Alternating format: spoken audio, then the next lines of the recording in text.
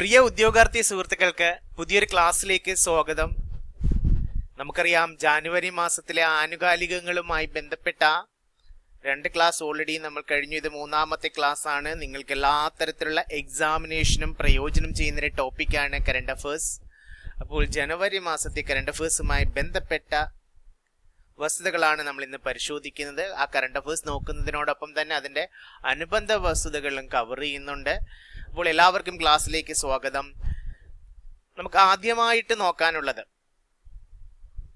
മലയാള ചലച്ചിത്ര രംഗത്തെ ആയുഷ്കാല സംഭാവനയ്ക്ക്. നമുക്കറിയാം, മലയാള ചലച്ചിത്ര രംഗത്തെ ആയുഷ്കാല സംഭാവനയ്ക്കുള്ള 2024 JC ഡാനിയൽ പുരസ്കാരം നേടിയത് ശാരദയാണ്, അല്ലേ?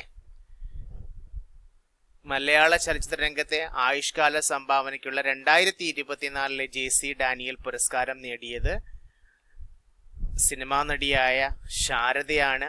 എക്സാമിന് ചോദിക്കും. 2024 JC ഡാനിയൽ പുരസ്കാരം 2024 ആർക്കാണ് ലഭിച്ചത്? ശാരദയ്ക്കാണ് ലഭിച്ചത്. ഓക്കെ അല്ലേ? നമുക്കറിയാം, ജനുവരി മാസത്തിലാണ് പ്രഖ്യാപിച്ചത്. 2026 ജനുവരി 16 പുരസ്കാരം പ്രഖ്യാപിച്ചതെന്നറിയാം, അല്ലേ? 2024 ജേതാവാണ് പ്രശസ്ത നടിയായ ശാരദ.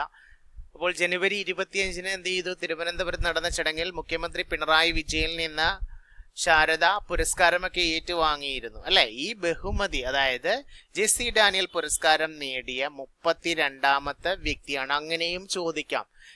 32ാമത് JC ഡാനിയൽ പുരസ്കാരം കരസ്ഥമാക്കിയത് ആരാണെന്ന് ചോദിച്ചു കഴിഞ്ഞാൽ അതും എഴുതാൻ പറ്റണം, ശാരദയാണ്. അതുപോലെ തന്നെ 31ാമത്തെ, അതായത് 2023 ജേതാവ് നമുക്കറിയാം, സംവിധായകനും ഛായാഗ്രഹകനുമായ ഷാജി N കരുണാണ് 31ാമത് JC ഡാനിയൽ പുരസ്കാരം ലഭിച്ചത്. നമുക്കറിയാം, മലയാള ചലച്ചിത്ര മേഖലയിലെ സമഗ്ര സംഭാവനകൾക്കായി കേരള സർക്കാർ നൽകുന്ന ഏറ്റവും ഉയർന്ന പുരസ്കാരമാണ് ഇത് JC ഡാനിയൽ പുരസ്കാരം എന്ന് പറയുന്നത്. മലയാള ചലച്ചിത്ര മേഖലയിലെ സമഗ്ര സംഭാവനകൾക്ക് നൽകുന്നതാണ്. അതും കേരള സർക്കാർ നൽകുന്ന ഏറ്റവും ഉയർന്ന പുരസ്കാരമാണ് JC ഡാനിയൽ പുരസ്കാരം. ആരാടെ JC ഡാനിയൽ?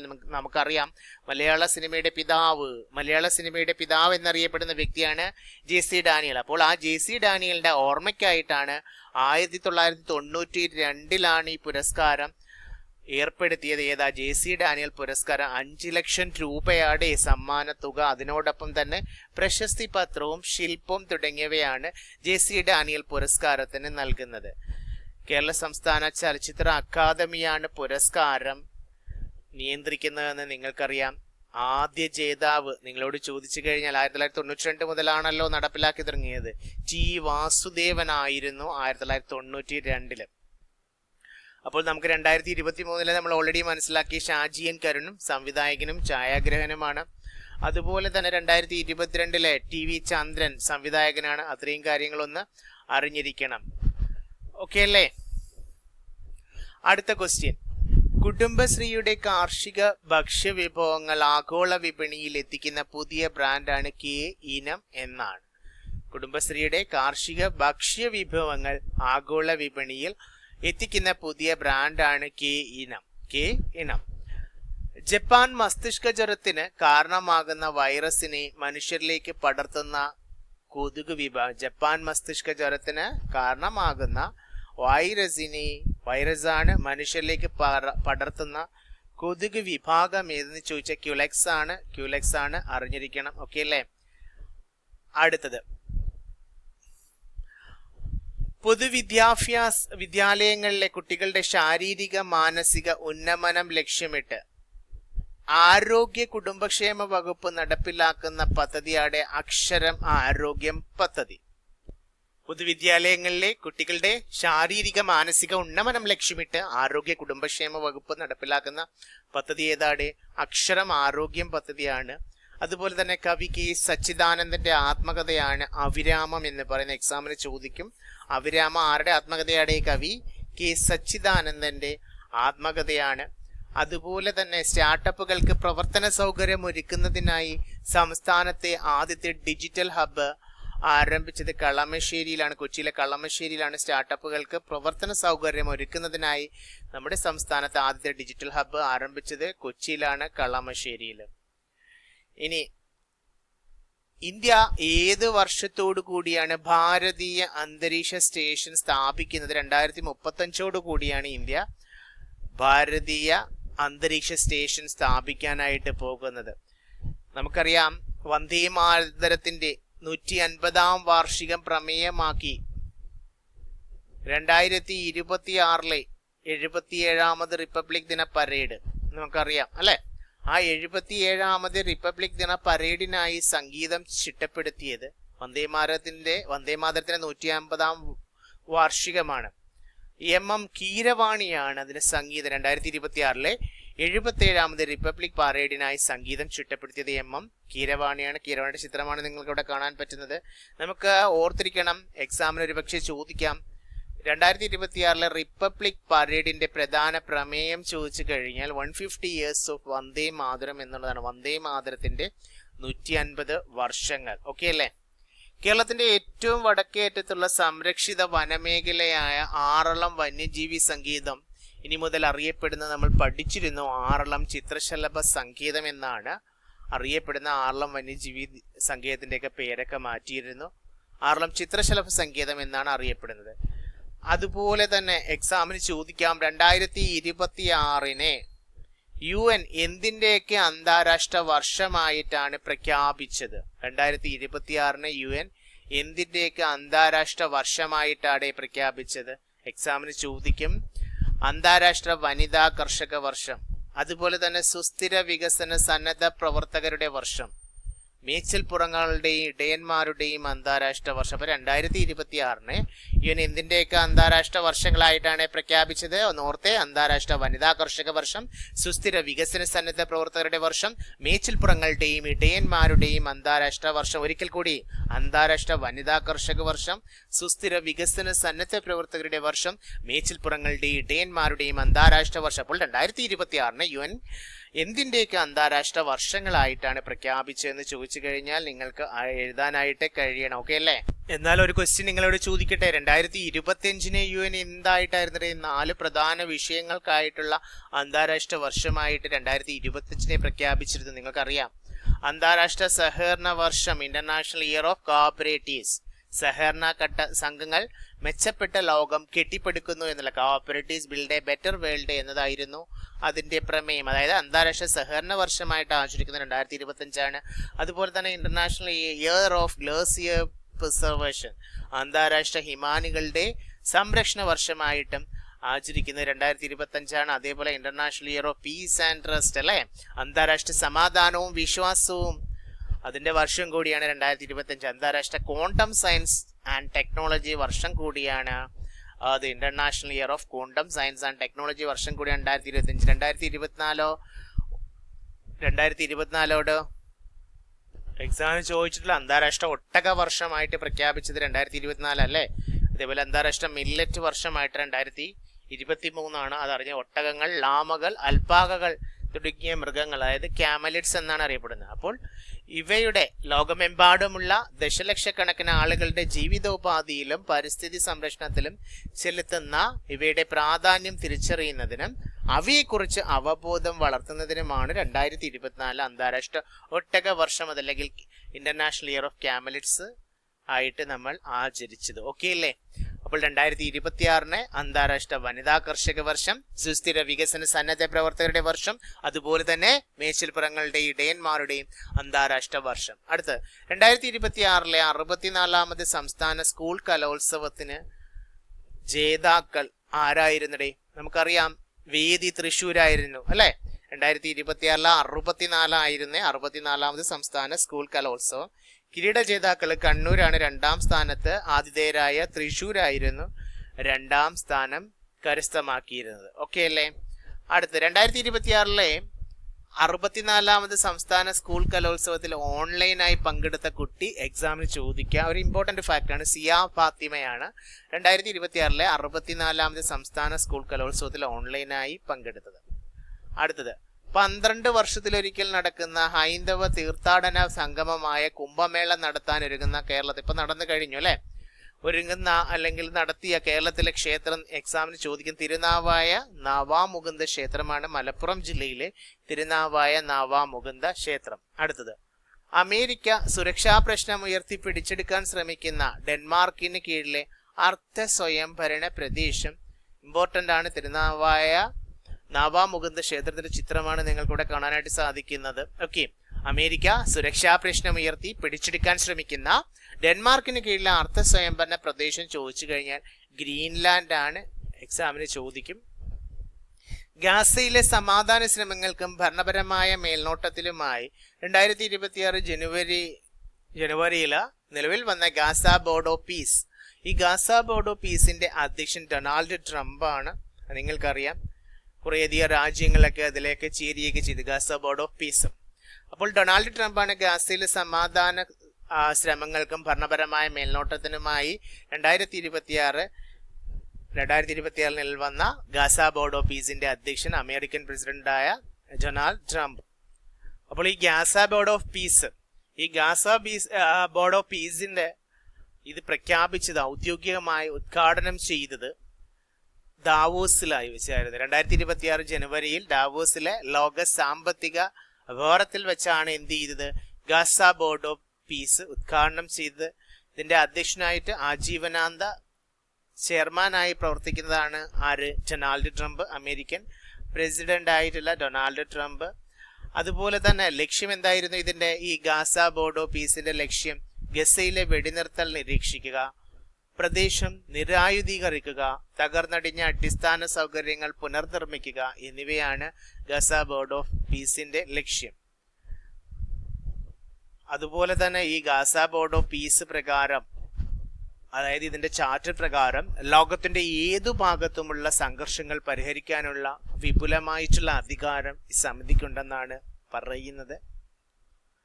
സ്ഥിര അംഗത്വം ലഭിക്കുന്ന രാജ്യങ്ങൾ എന്ത് ചെയ്യണം, $1 ബില്യൺ ഈ വികസന നിധിയിലേക്ക് സംഭാവന ചെയ്യണം. നിലവിലെ അംഗരാജ്യങ്ങള് ഇസ്രായേല്, ഖത്തർ, തുർക്കി, Saudi Arabia, UAE, Argentina, Hungary, Pakistan തുടങ്ങിയ 20ലധികം രാജ്യങ്ങൾ ഇതിനോടകം എന്ത് ചെയ്യുന്നുണ്ട്, ഗാസ ബോർഡ് ഓഫ് പീസില് ചേരാനായിട്ട് സമ്മതം മൂളിയിട്ടുണ്ട്. ഇന്ത്യയും ഇതിലേക്ക് ക്ഷണിച്ചിട്ടുണ്ടെന്ന് നിങ്ങൾക്കറിയാം. ഓക്കെ, അപ്പോൾ ഇതിനെക്കുറിച്ച് ഒരു പക്ഷേ എക്സാമിന് ചോദിക്കാം. അതുപോലെ തന്നെ ഇതിനൊരു എക്സിക്യൂട്ടീവ് ബോർഡ് ഉണ്ടാവും. ഈ എക്സിക്യൂട്ടീവ് ബോർഡില് നയതന്ത്രത്തിനും നിക്ഷേപങ്ങൾക്കും മുൻഗണന നൽകുന്ന ഈ ബോർഡിലെ മാർക്കോ റൂബിയയും ജാരഡ് കുഷ്ണറും ടോണി ബ്ലെയറൊക്കെ അംഗങ്ങളാണ്. അതുപോലെ തന്നെ national committee for the administration of Gaza, NCAG എന്ന് പറയും, ഗസയിലെ ദൈനംദിന ഭരണം നടത്തുന്നതിനായി രൂപീകരിച്ച 15 അംഗ പലസ്തീൻ സാങ്കേതിക വിദഗ്ധരുടെ സമിതിയാണ് NCAG, national committee for the administration of Gaza. അപ്പൊ ഇതിന് നേതൃത്വം നൽകുന്നത് ഡോക്ടർ അലിഷാത്ത് ആണ്. അതും കൂടി സന്ദർഭവശാൽ ഇതൊന്ന് അറിഞ്ഞിരിക്കണം. ഓക്കെ, അടുത്തത് 2026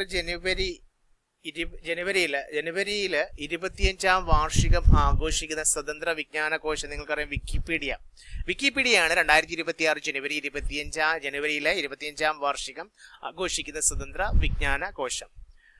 അടുത്തിടെ ഇന്ത്യൻ പാസ്പോർട്ട് ഉടമകൾക്ക് വിസാരഹിത യാത്രാ സൗകര്യം പ്രഖ്യാപിച്ച രാജ്യമാണ് ജർമ്മനിയാണ്. ജർമ്മനി അടുത്തിടെ എന്ത് ചെയ്ത്, ഇന്ത്യൻ പാസ്പോർട്ട് ഉടമകൾക്ക് വിസാരഹിത യാത്രാ സൗകര്യം പ്രഖ്യാപിച്ചു. അത് നിങ്ങൾക്ക് അറിയാം. ജർമ്മനിയുടെ നിലവിലെ ചാൻസലർ ആരുടെ, എക്സാമിന് ചോദിക്കാറുണ്ട്, ഫ്രെഡറിക് മേഴ്സ് ആണ് German chancellor. Christian democratic union നേതാവായ അദ്ദേഹം 2025 മെയ് 6 അധികാരമേറ്റത്. അതിന് തൊട്ടു മുമ്പ് ആരാണ്, ഒലാഫ് ഷോൾസ് ആയിരുന്നു. നിങ്ങൾക്കറിയാം, ആ ഒലാഫ് ഷോൾസിനെ പിൻഗാമിയായിട്ടാണ് ആര് വന്നത്, ഫ്രെഡറിക് മേഴ്സ് അധികാരത്തിൽ വന്നത്. ആ വസ്തുതയും കൂടി അറിഞ്ഞിരിക്കണം. ജർമ്മൻ ചാൻസലറാണ് ആര്, ഫ്രെഡറിക് മേഴ്സ്. എക്സാമിന് ചോദിക്കും.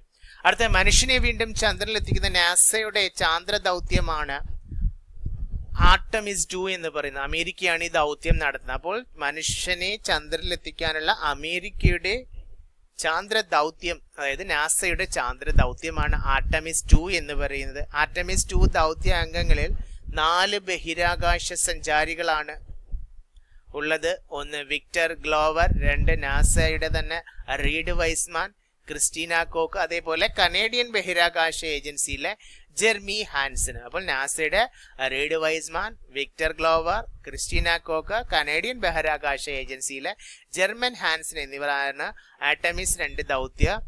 ആ ദൗത്യത്തിലെ 4 ബഹിരാകാശ സഞ്ചാരികളാകുന്നത്. ഈ ആർടെമിസ് 2 ദൗത്യം എന്ന് പറയുന്നത് നാസയുടെ അമേരിക്കയാണെന്ന് അറിയാലോ, അമേരിക്കയുടെ മനുഷ്യനെ വീണ്ടും ചന്ദ്രനിലെത്തിക്കാനായിട്ടുള്ള ദൗത്യമാണ് ആർടെമിസ് 2. അടുത്തത് നമുക്കറിയാം, രാജ്യത്തെ ഗവർണർമാരുടെ ഔദ്യോഗിക വസതിയായ രാജ്ഭവന്റെയൊക്കെ പേരൊക്കെ മാറ്റി എന്നുള്ളത് നിങ്ങൾക്കറിയാം, ലോക് ഭവൻ എന്നാണ്.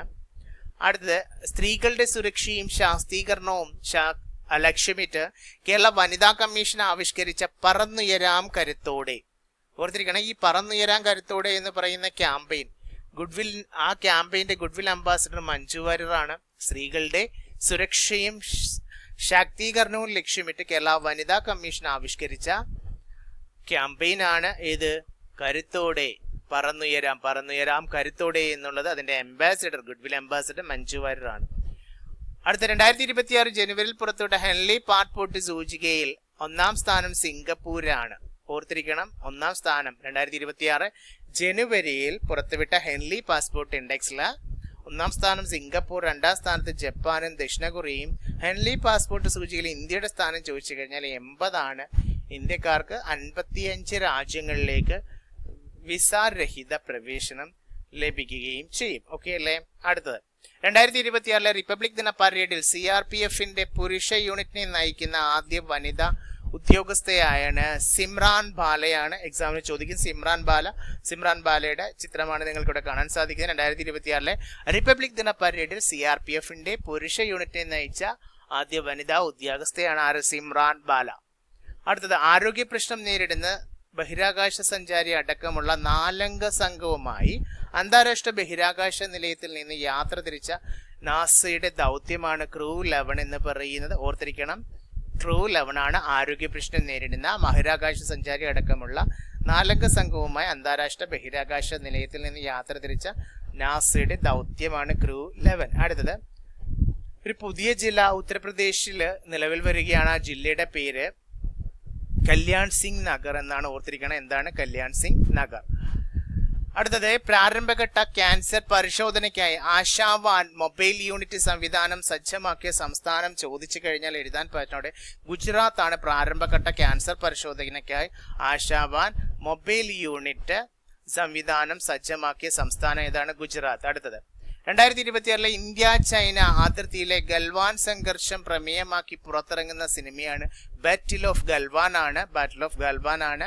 2020 ഇന്ത്യ ചൈന അതിർത്തിയിലെ ഗൽവാൻ സംഘർഷം പ്രമേയമാക്കി പുറത്തിറങ്ങുന്ന സിനിമ ഏതാണ്? Battle of Galwan. ഇതുമായിട്ട് ബന്ധപ്പെട്ട് ഇപ്പോൾ പാർലമെന്റിലൊക്കെ ബഹളമൊക്കെ നടക്കുന്നത് നിങ്ങൾ കേട്ട് കാണും. ഓക്കെ, 2025 ഏതാ ഈ ഗൽവാനുമായിട്ട് ബന്ധപ്പെട്ട് ചൈന കടന്നു കയറിയതിനെ കുറിച്ചൊക്കെ.